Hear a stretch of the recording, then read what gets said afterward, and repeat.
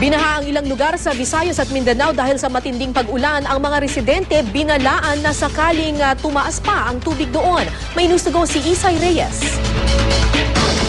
Binaha ang ilang lugar sa Surigao del Norte dulot ng walang tigil na pag-ulan.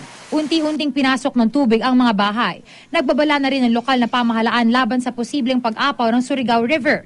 Inulan din ang ilang lugar sa North Cotabato. Dagdag problema pa ang pag-apaw ng mga irrigation canal sa lugar. Pangamba ng mga residente ang posibleng pagtaas pa ng tubig kung magpapatuloy ang ulan. Daan-daang ektarya ng mga sakahan ang lubog sa baha.